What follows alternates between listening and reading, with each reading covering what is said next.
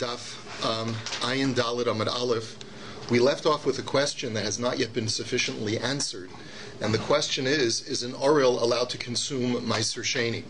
We had thought on the one hand, since we connect Meiser Sheni to Korban Pesach, that an Oriel would not be allowed to consume Meiser Sheni, just like an Oriel cannot consume a Korban Pesach. But the Gemara was unsure of that, so now we're going to try still to answer that question. Toshma, Nishtayru Botzisen Hama'akvin es Hamila, Hareze Eino Ochel Lo B'Truma, V'Lo B'Pesach, V'Lo B'Kodshim, V'Lo B'Meiser. That if a person did not have a proper circumcision, such that he has certain portions of the foreskin flesh still remaining, that's called Tzitzin Hama'akvin. So the halacha is he has a din of an Orel, and therefore he's not allowed to eat Truma, he's not allowed to eat the Korban Pesach, he's not allowed to eat Kodshim, which is sacrificial meat, and he's not allowed to eat Maser. So there it is in black and white, right? That an Orel cannot eat Meiser. But the Gemara says, my love Meiser Dagin, isn't that referring to the tithes of grain? Lo, Meiser Behema. No, Meiser could mean something else. Meiser could mean an animal tithe. Every 10th animal has to be brought as a carbon from your corral. So the Gemara says, Meiser Behema Hainu Kodshim. But that's, the Bryce already says the word kachim, so that subsumed under kachim are all sacrificial animals. Why do you have to specify meiser behema? But the Gemara says by that argument it already says kachim, so why do you have to say korban pesach? Why do you have to specify Korban Pesach? So the Gemara says, no, Bishlam of Pesach v'Kodshim Srich. I'll tell you why you need to list both Pesach and Kodshim. The Itan of Pesach mishum de arelus b'Pesach ksiva b'al Kodshim emalo. Because I could have argued like this. If the Bryce had only said that an Orel cannot eat the Korban Pesach, maybe because it's written explicitly by the Korban Pesach that kol Orel lo yochal bo, that an Orel cannot consume. But by other sacrificial meat, where it doesn't say specifically an Orel, I might think that an Orel could eat. So it had to write the word Kodshim. V'itana Kodshim havamina my Kodshim Pesach. And if the Bryce had only said Kodshim, I might have thought that the word Kodshim refers specifically to Korban Pesach. But by writing Pesach and Kodshim, we're making it clear that we mean the Korban Pesach in all other Korbanos. But Elamaiser Behema Lamali. Why then is it necessary to write Meiser Behema? So the Gemara now says, V'dilma Meiser Rishon.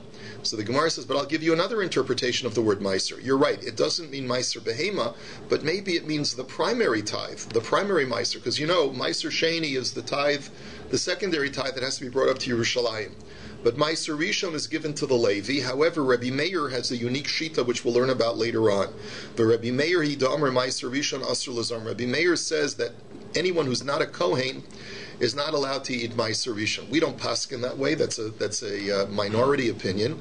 But maybe this brisa goes according to Rabbi Meir, that just like only a Kohen is allowed to eat Meiser Rishon, so too only a non-Orel is allowed to eat Meiser Rishon. And it's not a reflection on Meiser Sheni at all.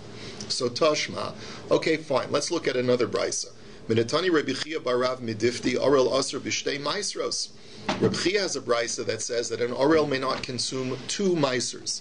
Now, my lav echad Meiser dagan vechad Meiser behema. So we see that he's referring to both animal tithes and grain tithes, presumably Meiser Sheni. So the Gemara says no. Hachanami Meiser Rishon v'Reb Meir. There too, you could say that the brisa is talking about Meiser Rishon, and it goes according to Reb Meir, and it is not at all addressing the Meiser Sheni tithe that we've been discussing all along. Tashma, let's look at the next brisa. Now, the format of this brisa is to be able to provide us with a list of things where the person who has a stigma is usher to engage in X, but he's allowed to engage in Y and Z. So that's the format. Not X, but yes to Y and Z. Okay? So that's the format. So Onain, so the first one on the list is an Onain. An Onain who's just suffered a loss in his family, Asr b'maiser umutter b'truma b'para. He's not allowed to consume meiser. Now here contextually, the Gemara doesn't suggest that the word meiser here means meiser rishon. Here it's pretty clear from the context, since we're comparing it to truma and to para aduma, like we've been doing all along throughout the sugya, it's pretty clear that's referring to meiser sheni over here. So an onain is not allowed to consume meiser sheni, but he is allowed to consume truma, and he's allowed to engage in the work of the paraduma. He can burn the ashes of the paraduma and engage in that whole avoda. Tvul yom asr b'truma umuter b'para. A person who's just gone to the mikveh but has not waited for Herav Shemesh for the sun to go down, he's not allowed to consume truma, but he is allowed to engage in the para aduma uva meiser, and he's allowed to eat meiser sheni. Now that's the crucial line. He's not allowed to eat truma, but he is allowed to engage in the para aduma, and he's allowed to eat meiser sheni. Now, so keep on hold of that line. Mechusar kippurim asr bepara umuter betruma uva meiser. And the third category is a person who's mechusar kippurim, which means he was tameh, he went to the mikvah, but he also needs to get full purification. He needs to bring a korban. So such a person is not allowed to engage in the para aduma ceremony. However, he's allowed to eat truma and he's allowed to eat meiser sheni. So the Gemara's question is as follows. That's the end of the brisa. V'im isa, and if it were true that an orel is not allowed to eat truma, but is allowed to engage in para aduma and meiser sheni, because we said yesterday that the two go together, so then orel aser b'truma umuter b'para u'v'meiser. Why doesn't the brisa say also that not only is a tvul yom not allowed to eat truma, but is allowed to engage in the para aduma and meiser sheni? Say the same thing by an orel. So the fact that the brisa does not say that is a proof that an orel is not allowed to eat meiser sheni. So the Gemara says no, not necessarily so. Hai tana deve Rabbi Akiva demar bilela orel kitame. No, this brisa may go according to Rabbi Akiva, who does not allow an orel to engage in the para aduma, because in order to engage in the para aduma, you have to be tahor at least to some degree. According to Rabbi Akiva, an orel is tantamount to a tsarua or a zav, because if you remember from our brisa before, Rabbi Akiva said, based on the pasuk ish mizera Aharon v'hu tsarua ozav, that any man who is from the seed of Aaron and has tsaras or is a zav, we said the extra word ish in that pasuk, according to Rabbi Akiva, is coming to include an orel. So you see that he equates an orel to a tamei person. And that's the reason why the brisa doesn't list it. Not necessarily because we can deduce anything about the status of an orel vis-a-vis meiser sheni, but rather because, according to Rabbi Akiva, he has a din of a tamei person, and therefore he's not allowed to engage in the paraduma avoda. The Tanya Rabbi Akiva Omer ish l'rabos es orel. So now the Gemara's question is, Uman Tana de Polagale de Rabbi Akiva, and who argues with Rabbi Akiva and holds that an orel is allowed to engage in the para aduma. Tana de Rabbi Yosef Abavlihi. It is the brisa that has the first part and has Yosef Abavli arguing with that first part. But it's the first part of that brisa that argues with Rabbi Akiva and holds that a person who's an orel is allowed to engage in the para aduma. The Tanya Sereifas Onenu Mechusar Kippurim Keshera, and Rabbi Yosef Abavli Omer Onen Keshera Mechusar Kippurim Pesula. That the burning of the para aduma can be done both by an onen and a person who hasn't yet brought his korban. So the way that Rashi understands this brisa is that since the Tanakama of this brisa says that if you're a mechusar kippurim, you still have to bring a korban, and yet you're still allowed to burn the para aduma, it stands to reason that an orel is in the same category as a mechusar kippurim. The rationale being is that a mechusar kippurim is someone who still needs to do a certain action in order to be fully purified. So too an orel is a person who needs to do a certain action on his body in order to be fully purified. And even though you're still lacking that action, we still allow you to partake in the para aduma. So you see from this brisa, the Tanakam of this brisa holds that an orel is allowed to engage in the avoda of the para aduma. The difference is the orel can never do it though, because he's never going to be able to complete that action. Well, how do you know? Why doesn't he just have a bris? Let's say if he hemophilia or something like that. But that doesn't have anything to do with the fact that in theory he can do an act. In other words, so fine, he has a medical condition which precludes him, so he's putter. But the fact is that if we find a cure for it, he can do an action which will enable him to engage in it. So the point that the Gemara is making right now is that you have no raya from the brisa that an orel is not allowed to eat meiser sheni. However, despite that, Va'af Reb Yitzchak Savar Orel Aser b'Meiser, But Rabbi Yitzchak holds that an Arel is not allowed to eat Meiser Sheni. Da'amar Rabbi Yitzchak minayin la'arel sha'aser b'Meiser, because he says, how do you know that an Arel is not allowed to eat Meiser Sheni? Nemar mimenu b'Meiser, v'nemar mimenu b'Pesach. Ma mimenu ha'amar b'Pesach arel aser bo, af mimenu ha'amar b'Meiser arel aser bo. So the Gemara says like this. There's a Gzeira Shava that he makes between Korban Pesach and Meiser Sheni, like we had said before. It says Mimenu by Korban Pesach, it says Mimenu by Meiser Sheni. So just like an Orel cannot partake of the Korban Pesach, so too an Orel cannot partake of Meiser Sheni. Now the Gemara says, in order for this Gzeira Shava to work and be beyond question, mufni, the word Mimenu must be extraneous. The ilo mufni ikala mifrach malapesach sheken chayavan alav mishum pigel v'nosar v'tameh. He says that, we've seen this before, that in order to make a Gzeira Shava, many times you make a Gzeira Shava, but you can challenge certain applications of the Gzeira Shava based on logical questions. But there are other times when the Gzeira Shava transcends logic. What's the distinction? When a Gzeira Shava is made based on words that are not extraneous in the pasuk, so then you can say, okay, you found a link. However, you can challenge specific halachas derived from that link based on the logical differences between the two. However, if the words in the pasuk are extraneous, so then even when there are logical challenges that could be presented, we ignore the logic and we stick with the halacha, because that basically the extraneousness of those words is indicative of the fact that HaKadosh Baruch Hu wants us to make that connection despite the logical differences between the two. And because there are logical differences. You know why an Orel should not be allowed to partake of the Korban Pesach? Because it's much more chamer. Because Korban Pesach is subject to Pigul, is subject to the laws of Nosar, it's subject to the laws of Tumah. None of those things are true by Meiser Sheni. And therefore, maybe that's the reason why an Orel cannot partake of a Korban Pesach. But no, you have to say the word is extraneous. The word Mimenu is extraneous. And the Gemara says, La'ayi afnuye mufni. You're right, it is extraneous. So my mufni, so what is its extraneousness? So Amar Rava, Amar Rabbi Yitzchak, so it's based on the following teaching of Rabbi Yitzchak. So let's see what he teaches. He tells us that Tlaso mimenu ksiva b'Pesach, chad l'gufei v'chad l'gzeira shava v'chad l'man da'amar ba'akasov litin l'cha asei achar los asei aydi d'chsiv nosar ksiv nami mimenu. So he says like this, there are three words, three times the Torah writes the word mimenu in the context of Korban Pesach. It says, Al tachlu mimenu na, do not eat from it raw. And then it says, Velo sosiru mimenu ad boker, do not leave over from it until the morning. Vahanosar mimenu, and that which is left from it in the morning, ba'esh tisrofu. So the Gemara now says as follows. Three times it says it. One is legufe. One is to teach me the primary halacha that you may not eat from the Korban Pesach under certain conditions. The second time, which is totally extraneous, is to make the Gzeira Shava to Meiser Sheni. So there you have it, it's extraneous.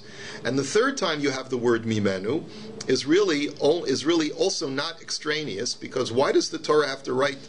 If the Torah already said, do not leave anything over until the morning, why then does the Torah say that whatever is left over until the morning, you shall burn it? So that's already implicit. If I can't leave it over, so I have to get rid of it if I do leave it over.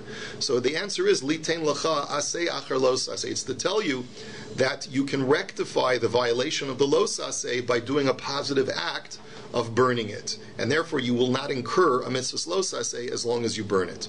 So therefore, ksiv nosar ksiv nami mimenu, and therefore the third time it says mimenu is only coming incidentally, because since the Torah is teaching me that halacha, vahanosar mimenu, that which is left over from it, then you have to burn it. So it's really coming as part of the phrase that teaches me that the mitzvah los aseh is converted into a mitzvah aseh. Ulaman do Omar litein lo boker sheni lisreifaso, aidi dichsiv ad boker ksiv nami mimenu. Or there's another pshat. There's another opinion that says that the reason why the Torah says v'hanosar mimenu ad boker, that it says the words ad boker a second time in the pasuk, that which is left over until the morning, is coming to teach me that you leave it over until the second morning before you burn it. Meaning that the Torah is telling me an additional halacha, that if I have the Korban Pesach that I leave over and I don't eat it the night of the 15th, then if it's left over, it's called nosar, but I can't burn it on the first day of Pesach because it's Yantif, and there's a halacha that you're not allowed to burn nosar on Yantif, so you have to wait until the second morning. So that's the halacha that is derived from the extra phrase v'hanosar mimenu ad boker bo'esh tisrofu. That's why it says ad boker a second time. But because it says ad boker a second time, part of that larger phrase is the word mimenu. It's mentioned that word is incidental to that phrase, and therefore it's not extraneous. But the point is that based on what Rav Yitzchak has told us, one of those mimenus is extraneous specifically for the purpose of making the Gzeira Shava. But he also said a second statement, and he said, Tlasa mimenu ksivi b'maiser. There are 3 times when the Torah says the word mimenu by Meiser Sheni. Chad legufe, v'chad l'Rebbe Avo, am Rabbi Yochanan, v'chad l'Reish Lakish. One time is to tell you that the Meiser Sheni itself, lo achalti ve'oni mimenu, I did not eat from it in my state of being an onain. And then it says, lo nasati. One second. Lo achalti mimenu v'lo bi'arti mimenu b'tamei. I did not destroy it or consume it in a state of tuma. V'lo nasati mimenu l'meis, and I did not give it over to the dead. So the first one is Lagufe, to tell you the intrinsic halacha about the limitations of Meiser Sheni. The second time it says Mimenu is to tell me the halacha of Rabbi Avo in the name of Rabbi Yochanan, who said that only from Meiser Sheni is there a prohibition to use it as fuel when it becomes tummy, to burn it when it becomes tummy. But for Truma, you are allowed to burn it when it becomes tummy. That's the second Mimenu, it's a Miyut. And the third time it says Mimenu is for Reish Lakish. The Amar Reish Lakish, Amar Reb Simoi, Minayin l'Meiser Sheni shenitma shemuter l'sucho. He says, how do you know that Meiser Sheni that becomes Tameh is permitted for anointing? Now granted, we said before, you're not allowed to use it as fuel to consume it, but you're allowed to use it to anoint yourself because you can't eat it anymore, you can't ingest it, so you can place it on your skin. How do you know that? Shenamar, v'lo nasati mimenu l'meis. L'meis hu d'lo nasati, halachaitu min d'beis nasati. The Torah says, your confessional is that I did not use this oil, this Meiser Sheni oil, for example, for a dead person. So what kind of utility is going to be used for a dead person that could theoretically be used for a living person? So Ezehu davar sheshava b'chaim v'meisim havi omer zusicha. You must be talking about anointing. It's not. You're not saying that I didn't feed it to a dead person. Dead people don't eat. But you can anoint a dead person with oil, and therefore what the Torah is saying is that it's only prohibited to anoint a dead person, but you are allowed to anoint with oil a living person. So that's what the third Mimenu was teaching you. So Maskef lo Marzutra ve'ema likach lo aron v'tachrichim. 1 second says Marzutra. Maybe the way that you could interpret the pasuk of Mimenu when it says v'lo nasati Mimenu l'meis means that, okay, when Meiser Sheni is Tahor, you're not allowed to transfer it or barter it for things that are not consumables. However, when Meiser Sheni becomes Tameh, that's where a person says, I didn't use it for dead people, meaning that I didn't barter it to be able to purchase shrouds for a dead person. Meaning that maybe what the Torah is telling you is that once it becomes Tameh, you are allowed to barter it for non-consumables, but just that you can't give it for the dead. You can't purchase things for the dead. But you could purchase things for living people. So if you wanted to barter your Meiser Sheni once it became Tameh in order to be able to purchase a sweatshirt at Sears, that's perfectly fine. Maybe that's what the Torah is telling you. So the Gemara says, Amar Rav Huna Bereda Rav Yehoshua Mimenu Migufo. So Rav Huna says no. You couldn't interpret it that way because the Torah says Mimenu, from it, meaning the intrinsic essence of the Meiser Sheni is what the Torah is permitting you to use. It's not permitting you to barter it. And Rav Ashi Amar Lo Nasati Dumya Delo Achalti Malahalo Migufo Avkan Migufo. Rav Ashi says it's based on the verb Velo Nasati, which is compared to the other verb, which is Lo Achalti. I did not eat and I did not give. So just like eating is from the intrinsic essence of the Meiser Sheni, so too the giving is from the intrinsic essence of the Meiser Sheni, not the bartered product of it. So the Gemara says, okay, fine. You've demonstrated to me that there is one extra word Mimenu that's written by Korban Pesach, but there is no extra word Mimenu that's written by Meiser Sheni, because you've shown me that each time the Torah says the word Mimenu by Meiser Sheni, we've used it for a drasha. So that's what's called mufta mitzarecha. If you have 2 psukim with which you're making a gzeira shava, and you only have one extraneous word from one of those psukim, that's called, it's mufta from one side. Hanich laman da'amar lameidin ve'in meshivin, laman da'amar lameidin u'meshivin ma'ika lameimar. So this drasha works out that you cannot make logical challenges to this gzeira shava only only if you hold that when there's only one extraneous word from one side, that's sufficient to make it an ironclad gezerah shava. But there's another opinion that says that in order for it to be ironclad and be beyond questioning, you need to have an extra word from both psukim. So what are you going to say according to that opinion? Why is it taka that an Arel, how do you know that an Arel is not allowed to eat Meiser Sheni? So hachta Rebbe Avo mid Rav Nachman, Amar Rabba Baravua Nafka. So the answer is that we'll take one of the mimenus that we had used for a drasha to teach me that a person is allowed to burn truma for fuel once it becomes tameh. That we learned from the word mimenu by Meiser Sheni. So we're going to take that away from the word mimenu and we're going to learn it out from something else, from another pasuk. Because the Amar of Nachman, Amar Rabba Baravu, that God is speaking in reference to Aaron. God says, I hereby give you Aaron and your descendants the guardianship of my trumas in the plural. V'shtei trumas hakasav medaber. Echas truma tahara ve'echas truma tamei. The Torah is talking about two different trumas, one tahar truma and one tamei truma. V'amar rachmana l'cha shalcha tehei lahasaka tachas tavshilech. And the Torah is basically saying that you can use both kinds of truma for any needs that you have, either for eating if it's tahar, or for burning as fuel if it's tamei. So that's how we know that truma that becomes tamei is allowed to be burnt as fuel. We don't need the word mimenu for that, and now that we say this, we now have an extra word mimenu by Korban Pesach, and we have an extra word mimenu by Meiser Sheni. We have a Gzeira Shabbat to connect the two, and it's on that basis that Rabbi Yitzchak paskins that an Arel is not allowed to consume Meiser Sheni. Let's go back to our Mishnah. I'm sorry for rushing. V'chol hatameim chulei. The Mishnah had said that anyone who is tamei, whether it's a man or a woman, anyone who is part of the Kohanic family who is tamei, is not allowed to consume truma.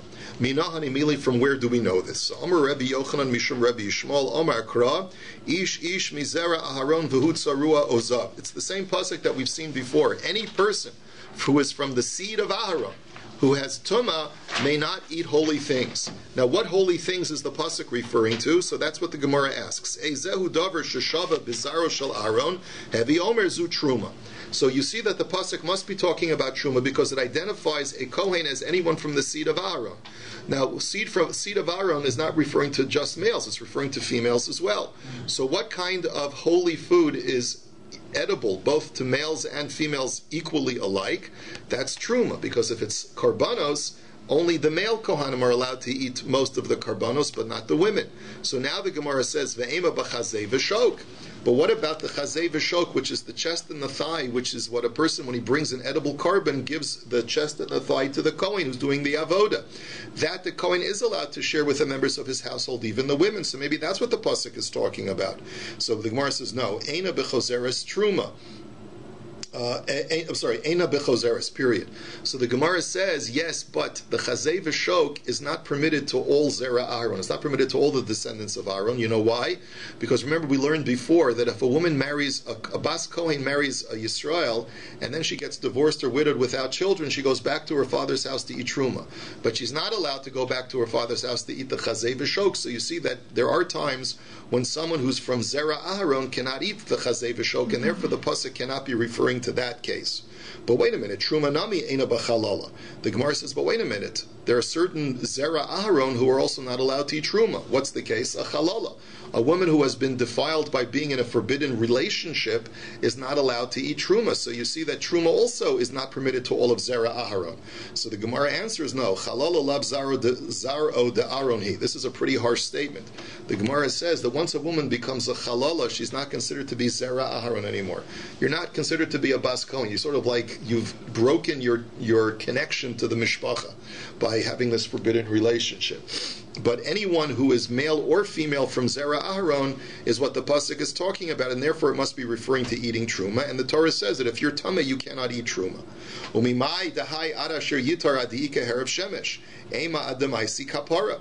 So the Gemara now asks another question. We've established that as long as you've gone to mikvah and you've waited for the sun to go down, you're allowed to eat truma. You don't, if you need to bring a carbon, you don't have to bring the carbon before being permitted to eat truma. How do you know that? Maybe you have to bring your carbon first. So lo salka daitach, the Tana Deve Rabbi Yishmael, bezav bal shtei re'iyos of a metzora muskar akosov medaber dumyud tuma de tmei nefesh. Ma tmei nefesh shalav bar kaparuhu haninami delav b'nei kaparaninu. So the Gemara says, if you look carefully at the pasuk describes all different kinds of tamei people.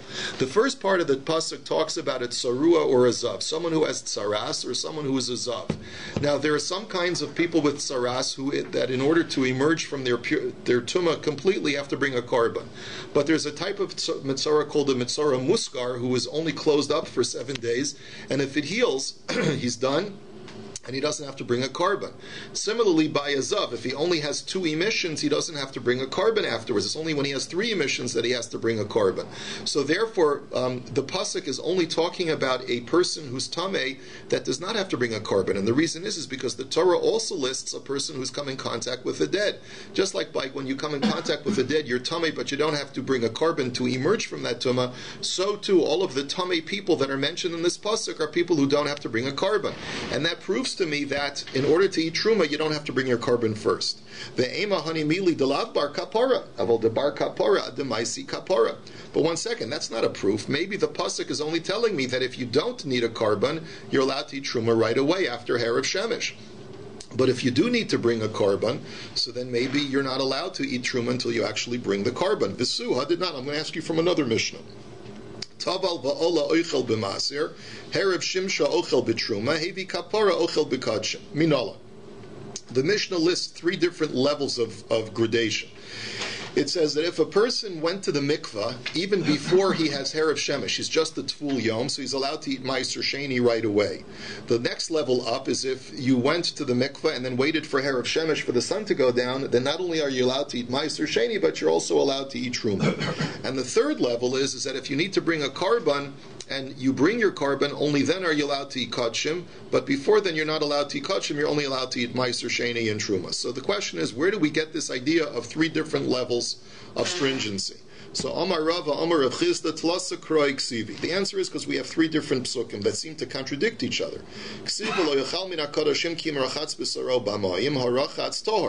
One pasuk says that a person may not eat holy things until he bathes in a mikvah, but implying that once you bathe in a mikvah, go right ahead and eat. The second pasuk says, no, you have to wait for the sun to go down before you can eat, which is a different criterion. And the third pasuk says, the third pasuk by childbirth says that only after she brings her carbon shall she be tohar and be permitted for holy things. So the third pasuk seems to imply that you have to bring a carbon. So you have 3 different criteria which all contradict each other. So ha'ketzad, kan l'maister, kan l'truma, kan l'kadshim. So the answer is that they're not contradicting each other. They're talking about different kinds of holy foods. For a low-level holy food, such as meiser sheni, all you need is to dunk in the mikveh. For the next level up of holy food, which is truma, you need not only to dunk in the mikveh, but you need herav shemesh. And for the highest level of holy food, which is kachim, not only do you need to go to the mikveh and wait for herav shemesh, but you also have to bring your carbon as well before you can eat kachim.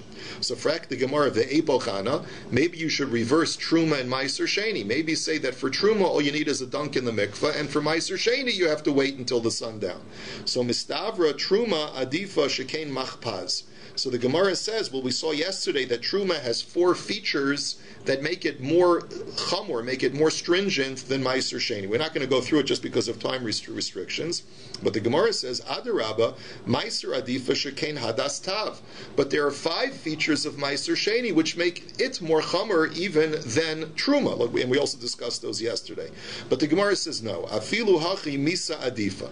But nevertheless, even though they each have features of stringency, the reason why truma is considered holier than meiser sheni is because the penalty for eating truma in a forbidden status is misa bidei shamayim, is heavenly death, whereas the penalty for eating meiser sheni in a forbidden status is only a mitzvah lo saseh, and therefore that is an indication that truma is of a higher level of kedusha. So Rava Amar below misa adifa nami lo matzi samart, because Amar kra nefesh. Rava says even without that argument, it's very clear that the pasuk that talks about going to mikvah and immediately being allowed to eat holy things must be talking about Meiser Sheni and can't be talking about Truma. You know why? Because it describes the person who's Tameh as a Nefesh, which is a generic Jew, regardless of whether they're a Kohen or a non-Kohen. Ezehu davar sheshava b'chol nefesh havi omer ze Meiser. And that pasuk can't be talking about Truma because only a Kohen is allowed to eat Truma. So therefore it must be talking about a Nefesh, which is generic for any Jew, and therefore it's talking about the eating of Meiser Sheni. Now, va'akati hanimili heicha delav bar kapara, val heicha de bar kapara adem maisi kapara. But still I have a problem. Maybe the reason why there's no contradiction in the psukim, because the pasuk that talks about, let's say, for example, eating Truma, it says you have to wait for the sun to go down, and it doesn't require you to bring a carbon, is not because it's talking about a different criterion, but rather it's talking about a different kind of tumah. Maybe only when you have a tumah that doesn't require a carbon, you only have to wait for the sun to set, and you don't need to bring a carbon. But maybe when you have a tumah that requires a carbon for purification, there you taka have to bring a carbon even in order to eat truma. So Amar Abaya trei kroi ksivi bioletis. The answer is that if you look in the laws of childbirth, which is a type of tumah which requires a carbon, there are two psukim within that very topic which seem to contradict each other. Ksiv ad malos yemei tahara kevin shemalu yemei tahara uchesiv v'chiper aleha kohen v'tahera. That one pasuk seems to imply that once she goes through her days of purification, immediately afterwards she's considered to be tahor, which implies that as soon as she's gone through the time wait, then she's immediately allowed to consume holy things, which is akin to waiting for Herav Shemesh, waiting for the sun to go down. And the other pasuk says no, that she's only tahor after she brings her carbon. So how do you reconcile it? Ha'ketzad kan l'truma kan l'kadshim. So therefore you must conclude that the pasuk which only requires a time wait is referring to truma, and the pasuk that requires bringing a carbon is for the purposes of eating kachim. So frak the Gemara ve'epachana, maybe reverse it, maybe eating kachim only requires Herav Shemesh, the waiting period, and eating truma you need to bring the carbon. Mistavr kodesh chomer shekain panka achas. Remember, we had seen 6 features of kachim, of karbanos, that make it more stringent than truma, make it holier, on a holier state than truma. But adarabba truma chamur shekain machpaz. But what about the 4 features of truma that make it more chamur? So the Gemara answers hanach nefishan. Yes, it's true. There are features of truma that make it more chamur. However, there are more features of kachim than there are features of truma. By kachim there are 6 features, and by truma there are only 4. But the Gemara says no. But wait a minute. Rava Omar below hanach nefishan lo matzis amart. He says even without that argument you couldn't reverse it. You know why? Because Omar kra v'chiper aleha hakohen v'tahera. Because the Torah says when the woman brings her carbon, the Kohen shall atone for her, and only then she becomes tahor. So michlal shehi tameya. That implies that there's still a stigma of tumah that remains upon a woman until she actually brings her carbon. Be'isal kadaitach bekadshim ikri kan v'habasar asher yiga b'chol tamei lo yeyachel. So he says, how could it be that a woman still has some level of tumah upon her, and you're trying to suggest that she could still eat kachim? How could that be? The Torah said that any person who has even a stigma of residual tumah is not allowed to come into any physical contact with kachim, with sacrificial items. So therefore, it's clear that the pasuk that says that all she has to do is wait, and even before her carbon she can eat holy things, cannot be talking about kachim. It must be talking about something other than kachim, and therefore it's talking about truma. And the pasuk that's talking about her eating after she brings her carbon is talking about eating kachim. El lishma mina b'truma. So therefore you see that the pasuk that allows her to eat right after the waiting period is referring to eating truma. So maskefla Rav Shisha berei Rav Idi umi matzis amart truma kasiva hacha. Wait a minute. You're telling me that the pasuk talking about childbirth is talking both about eating truma and eating kachim. How can that possibly be that the pasuk referring to a yoledes, a woman who's just given birth, is allowing her to eat truma? V'hatanya daber b'nei Yisrael. We have a brisa that says as follows: the introductory pasuk to Parshas Tazria, which talks all about the laws of childbirth, says that when speak to the children of Israel. So the children of Israel only implies naturally born Jews. So Einli ela b'nei Yisrael, Gioros v'shivcha meshucheres minayin. How do you know that it refers to converts as well? That a convert also is allowed to immediately go through this process and then is allowed to engage in the eating of holy things after their purification. Talmud lomar isha. Therefore the pasuk says isha. So now the Gemara says like this: V'isal gadaituch betruma giyors v'shivcha benos mechal truma ninhu. How can you tell me that the pasuk is instructing you how to eat truma if the pasuk is also talking about a gioris? A gioris is never allowed to eat truma because only a zera aharon, or someone who's married to a kohen, is allowed to eat truma. And a gioris is neither zera aharon nor is she allowed to be married to a kohen. So therefore, how can you tell me that the pasuk is talking about both eating truma and is also addressing the gioris? So Omar Rava v'lo, so Rava says, what's the problem? V'hakasif b'chol kodesh lo siga l'rabos truma. It says very clearly in the pasuk that while she's in her tumah state of waiting, she's not allowed to touch any holy thing, which we know from the Gemara in Makos refers to even touching truma. So it's clear that we know that the pasuk of Yoletis is talking about truma. Elakra mili mili kachashiv. So rather, the answer is that the pasuk is addressing multiple circumstances. It's addressing the issue of eating truma or touching truma when you are a bas kohen or married to a kohen, and it's also addressing the laws of a giores who's not married to a kohen and telling us what her purification process in order for her to eat other types of holy foods as well. Have a wonderful day.